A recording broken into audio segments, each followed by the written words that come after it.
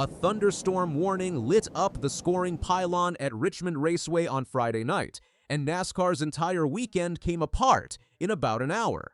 Lightning and heavy rain rolled straight over the three-quarter-mile oval minutes. Officials tried repeatedly to get the field rolling, but the storm shut them down every single time. Now there is a doubleheader, a racing surface scrubbed clean of rubber, and a tire compound nobody has ever run at this racetrack. The Black's Tire 250, presented by BTS Rewards, was set to fire at 7:30 Eastern under the lights in Henrico County, Virginia. Fans were already packed into the grandstands at Richmond Raceway. Drivers had been signing autographs along the midway all evening, including Destiny Spurlock and Spencer Boyd, who brought a young fan named Ashlyn to the racetrack after her wish was to see a NASCAR race in person. Then the radar over Central Virginia turned into a solid wall of red.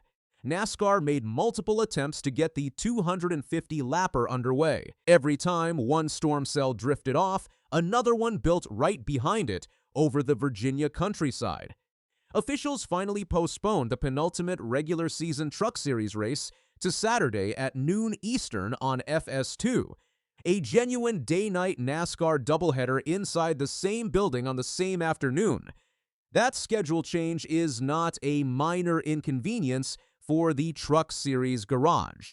Move a short track race from 10 o'clock at night to high noon in the middle of August, and you have essentially handed those drivers a completely different racetrack.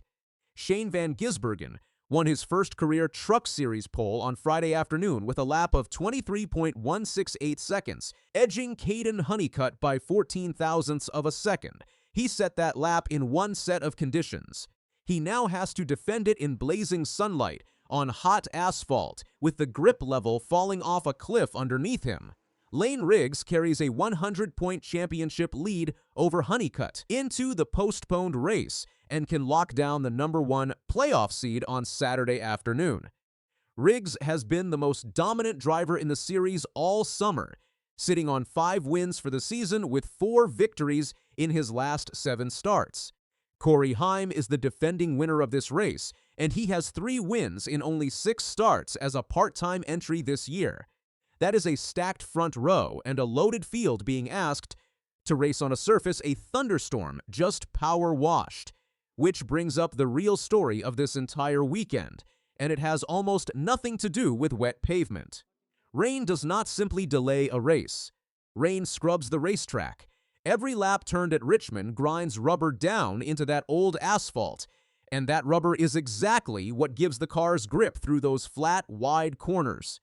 A heavy storm strips it off and sends the whole field back out onto a green, slick, low-grip surface with almost no reference points. Richmond is already the most punishing tire management racetrack on the entire schedule for that exact reason. The surface is worn and abrasive, and Goodyear says it produces some of the highest tire wear and lap time fall-off in the sport. Now stack the compound on top of it. Cup teams are running Goodyear Racing Eagle tire code D52262 on the left side and D525D6 on the right, since teams raced it at Martinsville Speedway in March and at North Wilkesboro Speedway last month. The left side tire has never turned a lap at Richmond Raceway before this weekend. Goodyear built that combination to generate grip early in a run and then fall away hard as the tire wears, which puts an enormous premium on long-run speed and on drivers who can take care of the equipment. Teams have 11 dry sets available and 4 sets of wet weather tires in reserve. Ryan Blaney is the driver who has to solve the puzzle first. The Team Penske veteran put the number 12 Ford on the pole with a lap of 22.225 seconds, roughly half a tenth clear of Chase Briscoe. That is his 4th pole of the 2026 season, his 2nd in a row, and the 4th time in the last 5 races that he will lead the field to green. But the qualifying sheet is not the number that decides this thing. In Friday's single practice session, Austin Cindric was quickest over a 10-lap average, while Blaney owned the 25-lap average. At a racetrack running a 170-lap final stage, that long-run number is the one that wins races. Stage 1 ends on lap 70, and Stage 2 closes on lap 230, which leaves a brutally long closing run where tire conservation quietly decides everything. Now look at the back half of that starting grid, because that is where the chaos is hiding. Kyle Larson qualified 30th and arrives at Richmond carrying a career-worst 47-race winless streak since joining Hendrick Motorsports. Daniel Suarez, Eric Jones, Carson Hocevar, Austin Cindric, Alex Bowman, and Shane van Gisbergen all start 20th or worse. Track position has historically decided races at this racetrack, and passing becomes genuinely difficult once the field spreads out. Richmond is race 24 of the season and the first of the final 3 regular season events, followed by New Hampshire and Daytona. Denny Hamlin leads the standings by 103 points over Ty Gibbs, who took the win at Iowa last weekend.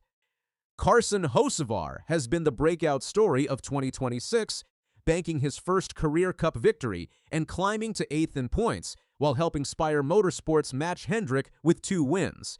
So how does the weather actually rewrite the race? 3 specific ways. First, a green racetrack magnifies the value of a car that is good on old tires, because fall-off gets steeper when there is less rubber packed into the groove. Second, the truck race at noon will lay a fresh layer down, but truck rubber and Cup rubber behave differently, and hours of August sun will burn a chunk of it back off before the Cup Series ever fires. Third, temperatures peak around 82 degrees before dropping through the evening, which means the surface keeps gaining grip after dark, and crew chiefs will be chasing a car that changes underneath them every single run. That combination is exactly how Richmond produces a surprise winner. A 2-tire call at the right moment under caution flips the running order completely. Austin Dillon has won the last 2 races here, and Richard Childress Racing is chasing a 3rd straight, even though Dillon sits outside the playoff picture looking in. Denny Hamlin is racing in his own backyard as a Virginia native. Christopher Bell is still hunting his first win of the season and said this week that Richmond might finally be the place it happens. Bell and Hamlin opened the week as co-favorites on the board.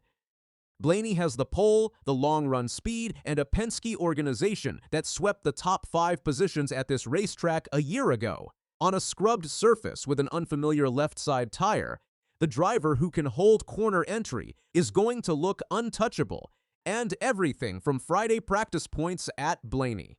But Richmond has a long history of ignoring the form guide entirely. 1 caution at lap 380, 1 aggressive 2-tire gamble, and this whole thing turns upside down in about 90 seconds. Green flag drops just after 7:10 Eastern on the USA Network.